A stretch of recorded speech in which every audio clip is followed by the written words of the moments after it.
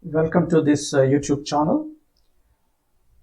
Today we are going to discuss another small topic in the unit Organic Evolution, and today's topic is Theories of Organic Evolution, Lamarckism. Friends, today we are going to discuss Lamarckism, and after that in the next coming lessons we are going to discuss Darwinism and other theories of evolution. Let us get started. The contents of today's lesson are Lamarckism introduction, the principles of Lamarckism, the effect of environment, use and disuse principle, transmission of the acquired characters, Lamarckism and Darwinism, comparison of certain concepts, objections to Lamarckism and NeoLamarckism. Friends, evolution or organic evolution is a gradual phenomenon, and during this phenomenon, one species gradually acquires certain genetic modifications in the form of mutations or in the form of allelic frequency changes, or by any way one species is gradually shifted to another species. But the earlier concept was totally different. Many people and almost all some of the scientific community by that time were totally under the influence of creation theory. Creation theory explained or explains that God created a supernatural force, created the entire living organisms in the same diversity what we are seeing today.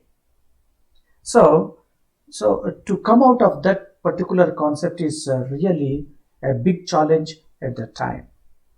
Lamarck was the first person. He was actually the pioneer to convert the people towards the scientific thinking of evolution. Buffon, a scientist, first opined that life might not have been static since its origin. Say, when life originated, definitely that life is not in static form. Life, what has originated at particular time, might have subjected to gradual changes. This is the earlier opinion of the scientist by name Buffon, who later proposed the dynamic concept of species. Fossils. By that time many scientists were collecting fossils. When these scientists were observing the characters of fossils, the concept became very, very clear that certain morphological characters what appeared in fossils are showing certain changes to present day life. So scientists have come to an opinion that life is gradually changing.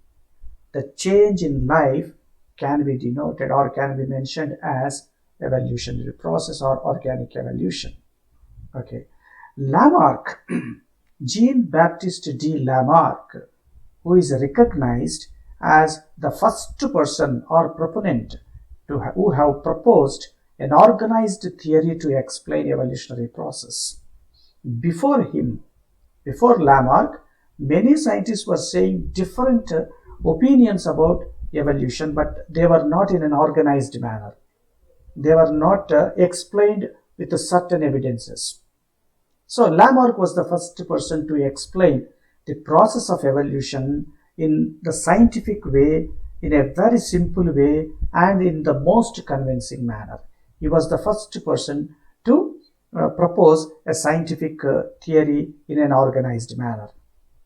Not only the evolution process, Lamarck also classified so many invertebrates such as worms, spiders, mollusks, and certain boneless creatures. Lamarck classified them in several phyla. So Lamarck was born on August 1st, 1774, and he was a French biologist. Okay, so he was a very good academician, and at the same time he served as a soldier. Okay, so his explanation is given a credit actually as the first conceptual step to explain the process of evolution. Lamarck totally depended on physical changes in organism. What have happened, the physical changes what have happened during the lifetime of an organism, those physical changes are taken into consideration for explaining the entire process of evolution. So he explained all these things in his work in the year 1909. The work is Philosophy Zoology. Philosophy Zoology. Lamarck influenced many scientists in 19th century to think in a scientific way for the evolution process. Okay, Lamarck explained his theory of evolution in very important three principles. They are the effect of the environment, use and disuse principle, and the transmission of acquired characters from the parents to the offspring. These are the three principles. With these three principles, Lamarck explained his theory of evolution.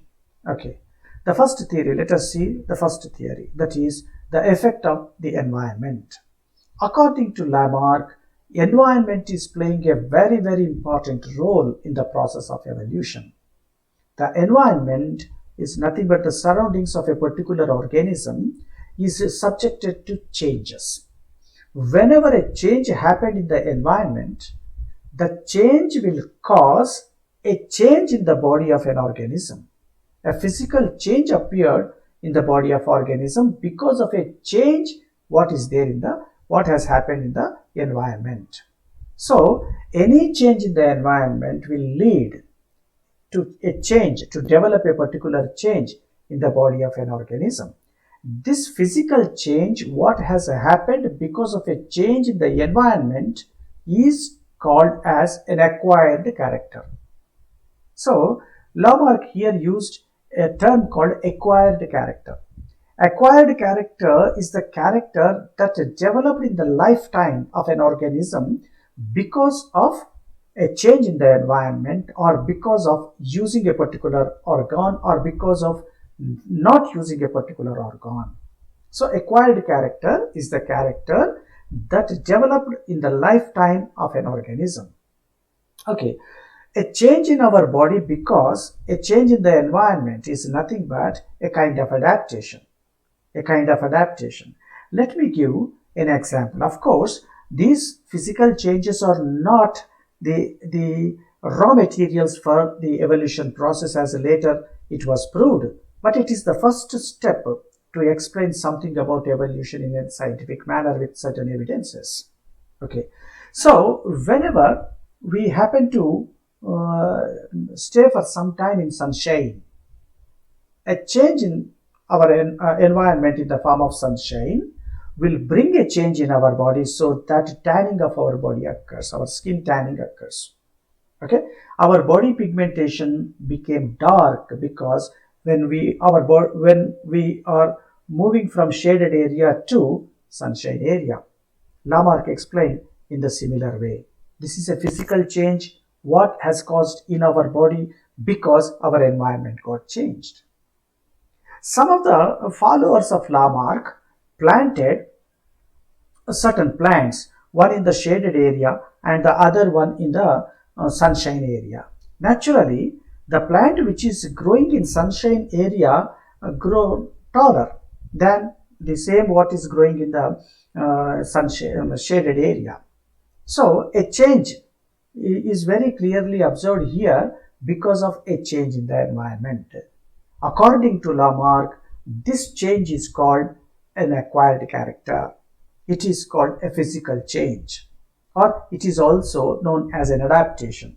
Okay, this was the first idea. Of course, physical change in the body may not be useful for the evolutionary process, but this is the first idea of Lamarck. So the first theory of Lamarck is the effect of the environment. Environment is playing a very important role in the process of evolution. Any change in the environment will develop a change in the body of organisms. This physical change, what has happened due to the effect of environment, is called an acquired character. According to Lamarck, organisms acquire certain characters during their lifetime in response to the changes in the environment as adaptations. Let's see the second principle. The second principle is called use and disuse principle.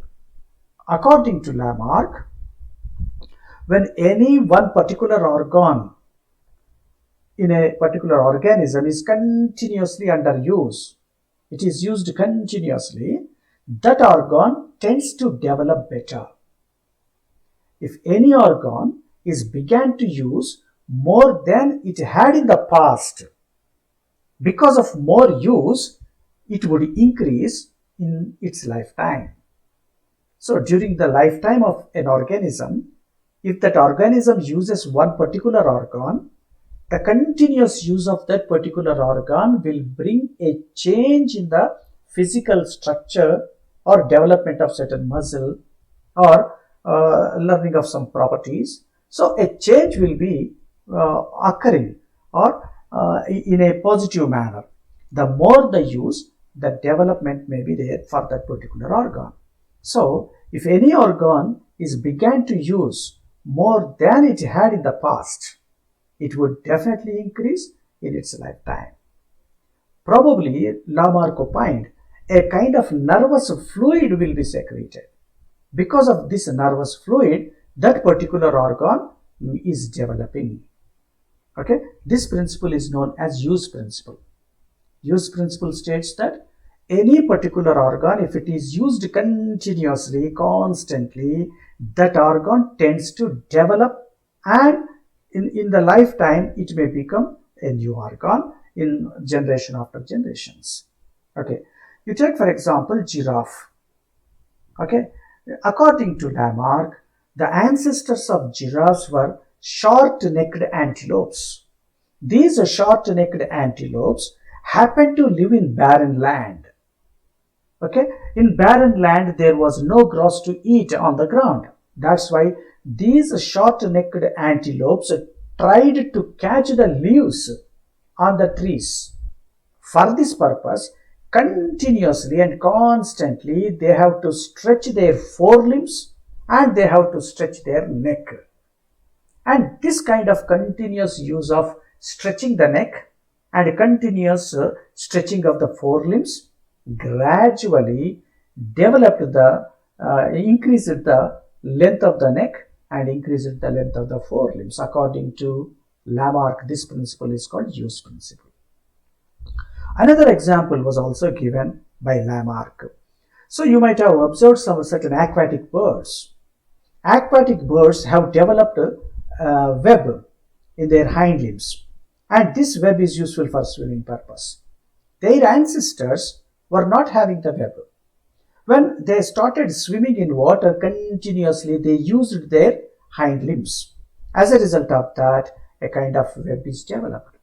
So when any organ is under constant use, that organ develops better. This principle is called use principle. Okay. Next.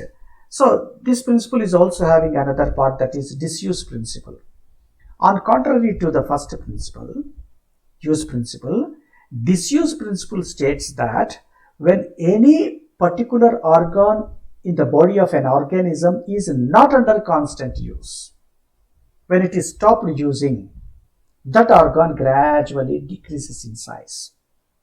And that organ over generation after generations, so it will reduce in size. At one stage it will become vestigial, and after several generations it is lost from the body.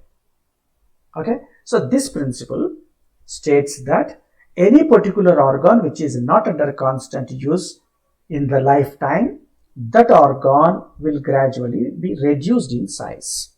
Okay, this is called disuse principle. Lamarck gave the example of snakes.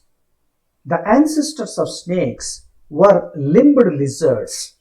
They were having limbs, but by unknown some reasons they did not use their limbs. As they did not use their limbs, the size of the limbs gradually reduced over generations after generations. And this reduction is an acquired character. Okay, so gradually, when it is continued for several generations, the snakes have completely lost their hind limbs. So a very beautiful evidence to this principle is that the python, a snake, is having a small hind limbs as vestigial organs, that indicating that once upon a time pythons were having limbs. Because of disuse principle, so they are gradually decreased in size, and this principle is called disuse principle. Okay friends, use principle states that whenever a particular organ in our body is continuously used, it will develop better in its lifetime, in our lifetime. When a particular organ is not under constant use, according to Lamarck, that organ will gradually reduce in size and during our lifetime, and over after generations it will become vestigial, and finally it is removed from totally disappears from the body. Okay, this is called use and disuse principle. And let's see the third principle. Okay, the third principle is called the transmission of acquired character or inheritance of acquired characters. The acquired characters, what are the acquired characters? Because of environment theory, because of a change in the environment, a change has happened. That change is called acquired character. That acquired character will be transmitted to the next progeny according to Lamarck. So the next generation, the progeny will be born with these acquired characters according to Lamarck. This theory is known as inheritance of acquired character. Okay, the progeny is born with acquired characters. You take, for example, how giraffes have evolved. The giraffes' ancestors were short-necked antelopes, but because of continued stretching would make it change over several generations. As a result of that, the neck as well as the forelimb got increased in length. As a result of that, the increased length in the lifetime of a particular organism, how much is increased, that much is an acquired character and is given to the next generation, so that the next generation will be born with a slightly increased neck and slightly taller forelimbs. Okay, so when this happens over several generations, giraffes have evolved with a tall neck and very tall forelimbs. Okay, so whenever a particular organ is not under constant use, or when we stopped using a particular organ, that organ will gradually shrink in size. So how much it has reduced in size, that reduction size is called an acquired character. That acquired character is transmitted to the next generation, so that the next generation is born with the reduced structures. And further, it did not use the same structure. As a result of that, furthermore it is reduced, and in one particular generation, these organs will become vestigial. Vestigial means they are present, but they are not doing any work. They are non-functional. Okay, so because of transmission of these characters, acquired characters, from one generation to the next generation, a new species gradually developed over several generations according to Lamarck. Okay, so Lamarck's theory is mainly based on inheritance of acquired character. Okay, a physical change may happen because of a change in the environment, that's okay. Okay, and then because of use, an organ may be developed, that is okay. And because of disuse, an organ may be reduced. But what is acquired in the lifetime is inherited to the next generation. This is the third principle of Lamarck, and which is the basis for the evolution of new species. That is totally wrong, and that has got several objections by the contemporary scientists. Okay, so Lamarck says organisms adapt to their surroundings. Okay, the nature drives them from simple forms to the complex forms. Organisms were simple in the beginning, and because of satisfying their needs, because of change in the environment. So the simple organisms, according to Lamarck, will become complex organisms during the course of evolution. Okay, so life took on this current from several natural processes. What we are enjoying the life. Okay, so this life, we are getting the several characters of this life through several natural processes according to Lamarck.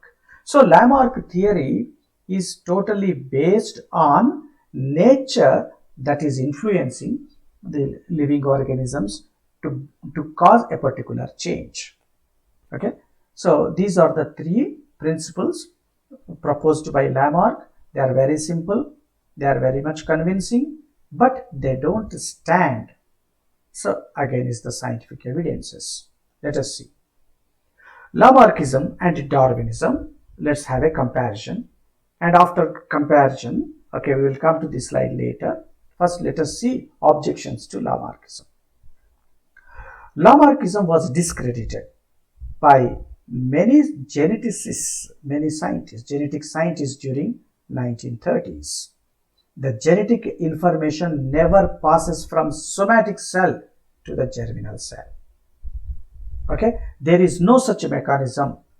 What Lamarck opined. Lamarck said that a physical change is caused, and this physical change because of a nervous fluid.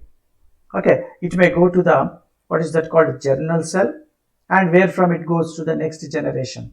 This kind of transmission, what explained by Lamarck, is not at all proved, and it is not at all agreed by the geneticists. That is why it's totally a failure to Lamarckism, because the Lamarckism is totally based on the transmission of character, but the transmission does not occur from somatic cell to the germinal cell.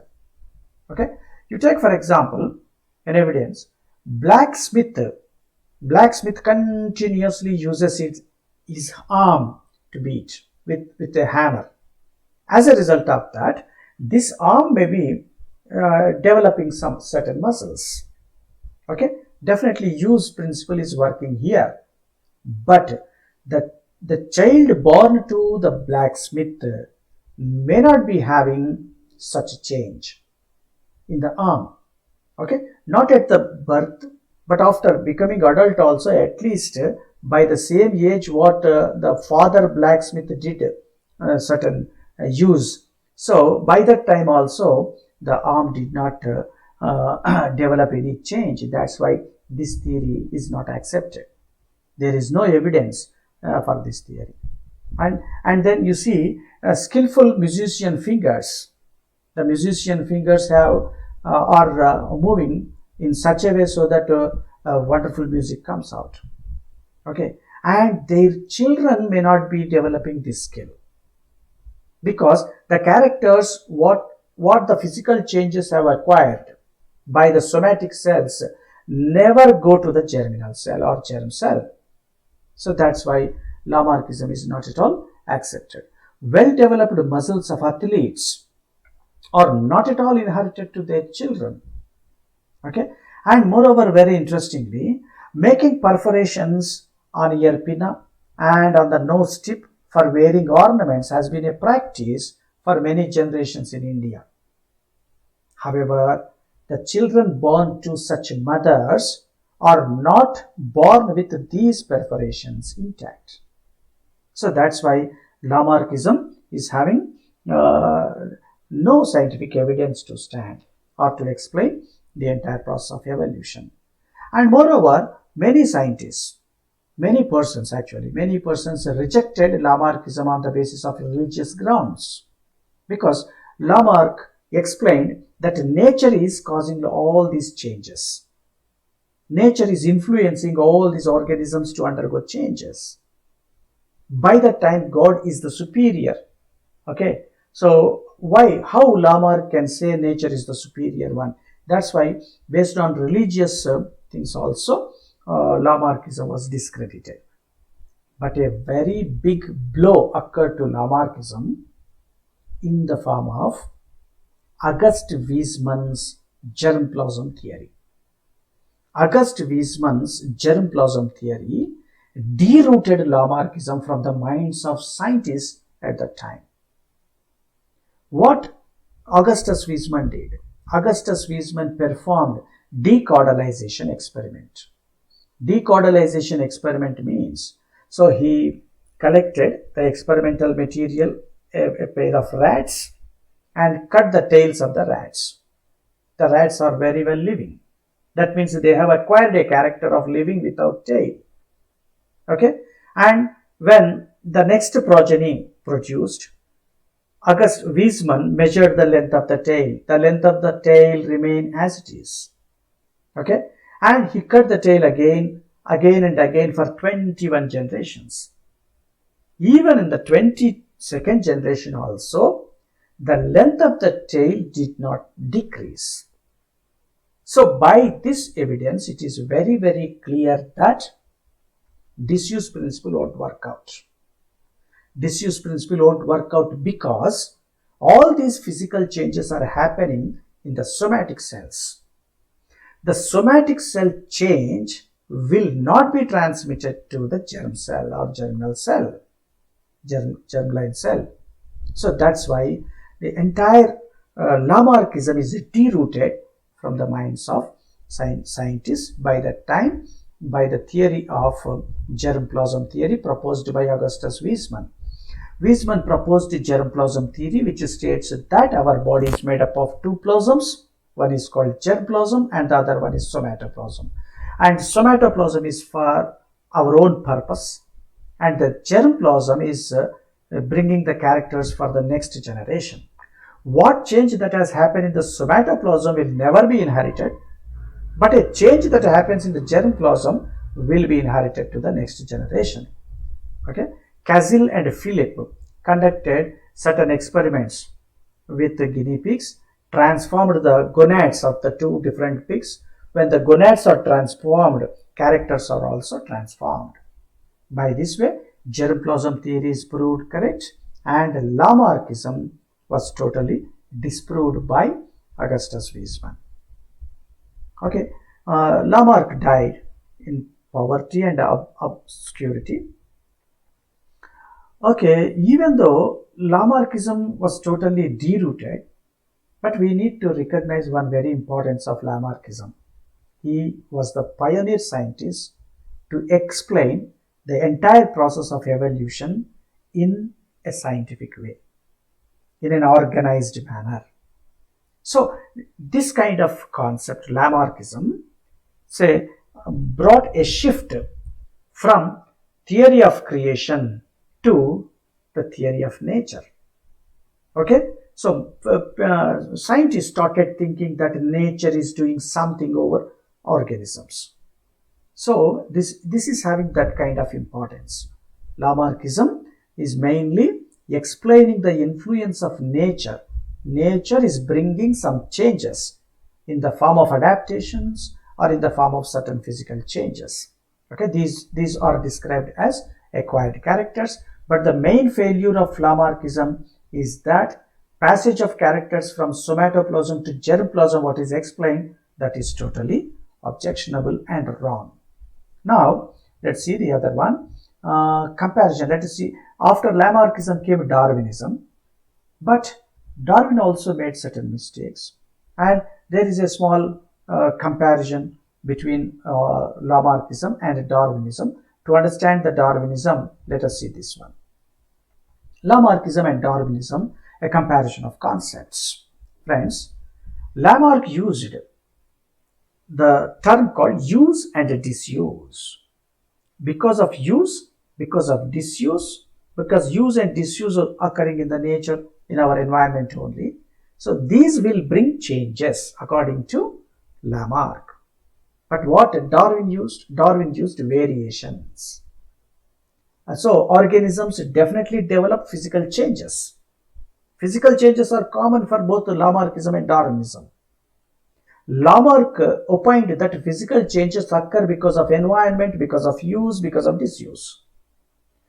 Darwin opined that physical changes are naturally occurrences. Okay, so universal occurrences they are. So same thing, the physical changes explained in different way by Lamarck and Darwin. Okay, so Darwin also faced a lot of criticism over the origin of variations.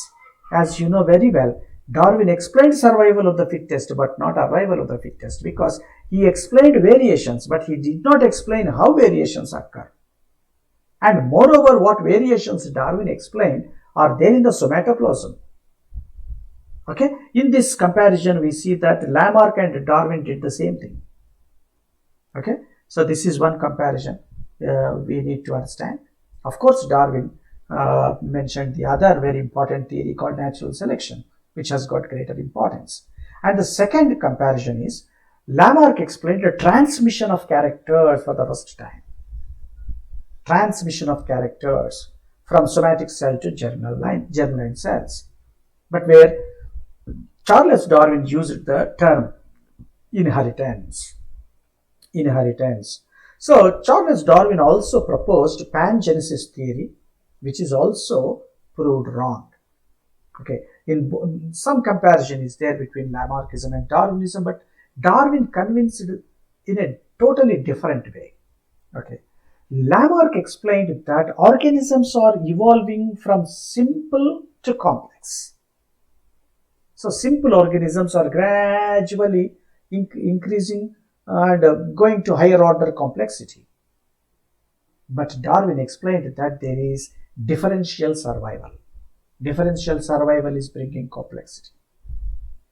Lamarck explained about vestigial organs. Darwin did not explain anything about vestigial organs.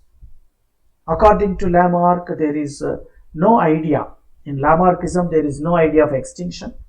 But Darwin explained about extinction also. Okay, and Lamarckism is totally dependent on somatic changes.